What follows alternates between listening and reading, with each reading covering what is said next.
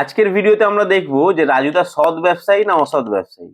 আমরা সবাই এতদিন জানতাম যে রাজুদা ছেলেটা হয়তো ভোলা ভালা সৎ, কিন্তু তোমাদেরকে আমি প্রুফ দিয়ে দেবো যে রাজুদা সৎ ব্যবসায়ী নয়, অসৎ মানুষ একটা। চলো তার আগে রাজুদার কিছু ফুটেজ দেখে নিই, রাজুদার নিজের মুখে কি কি বলেছে আর এখন কি কি করছে। 320 টাকায় থাকবে যতদিন 50 টাকা ময়দার কিলো না থাকে, তাতে যদি 20 বছর লাগে 20 বছরই আমি 320 করে খাবো। তোমরা দেখলে রাজুদা নিজের মুখেই বললো যতদিন না 50 টাকা কেজি ময়দা হবে ততদিন 20 টাকাই থাকবে।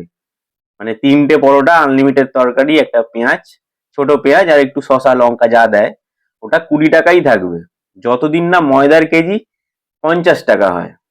চলো আর একটা ফুটেজ দেখে নিই। দেখো দাদা, দ্রব্যমূল্য হিসাবে আজকের দিনে আমি যে 10 টাকা পিস করেছি, এটাকে মোগলাই পরোটা করেছি।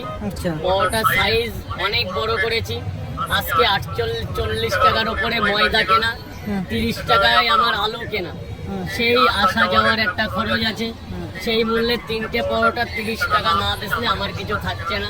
এবারে বলি, রাজুদা ভাইরাল হওয়ার আগে 3টে পরোটা 20 টাকায় বেচতো, তখনও আলুর তরকারি আনলিমিটেড দিত, আবার পেঁয়াজ দিত, শসা থাকতো, তখন একটা লঙ্কা থাকতো, আনলিমিটেড দিত।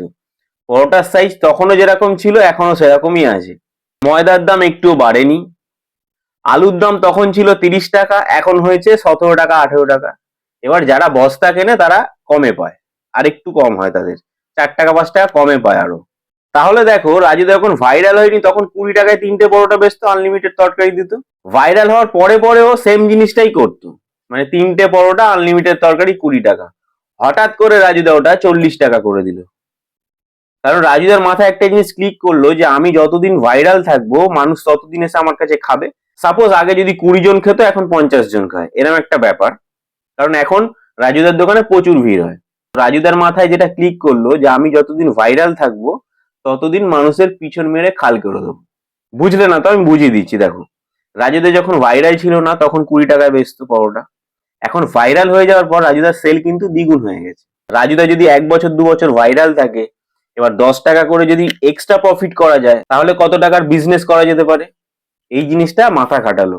তোমাকে ভেবেছিলাম তুমি একটা নিরীহ মানুষ, একটা সৎ মানুষ, তোমার কথাবার্তা বলা স্টাইল দেখে এটা ভেবেছিলাম, কিন্তু এখন দেখছি পুরোটাই তুমি উল্টো। তুমি সুযোগ বুঝে মানুষের পিছন মেরে খাল করে দিচ্ছ। আর একটা ফুটেজ দেখি, চলো। বর্তমান আমি পরোটার দামটা বাড়িয়ে থাকি লোক হিসাবে, যারা আমার পার্মানেন্ট লোক আছে এখনো 320 আছে। কিছু লোকের কাছে 220 দিচ্ছি, তারা অচেনা লোক, যেহেতু বিজনেসটাকেও তো আমার বাঁচাতে হবে। এবার আজকে পপুলার আছে, কাল তো নাও থাকতে পারি। কিছু আমজনতা আছে যাদের আমি কোনোদিন চিনি না, খোপে খাপে আমি বিজনেসটা এইভাবে করছি। কিন্তু যেটা হয় আর কি, আপেল 100 করে হয়, আবার কিছু লোকের কাছে 120ও নাই। দেখছো না, আমিও সেই প্রকৃতিতে এখনো চলছি। ভিডিওটা দেখে কি বুঝলে? যে যার কাছ থেকে যেরাম পাচ্ছে সেরাম ঝাড়ছে, মানে এটা অসৎ ব্যবসায়ী ছাড়া আর হতে পারে না।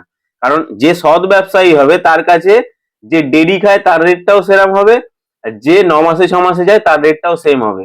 তুমি যেটা বলছো যে আপেলের রেট কারোর কাছ থেকে 100 নেওয়া হচ্ছে, কারোর কাছ থেকে 120 নেওয়া হচ্ছে, আপেল ব্যাপারটা আলাদা, ওটা আপেল। আর তোমার এটা পরোটা, ময়দার তাল, এটা বোঝো। তোমার কাছ থেকে এটা আশা করিনি। মানে তোমাকে হয়তো প্রথম প্রথম ভেবেছিলাম যে তুমি ভালো, কিন্তু এখন দেখছি ভাইরাল হওয়ার পর তুমিও সেই একই ক্যাটাগরিতে চলে এসছো, মানে পিছন মারা বিজনেসম্যান।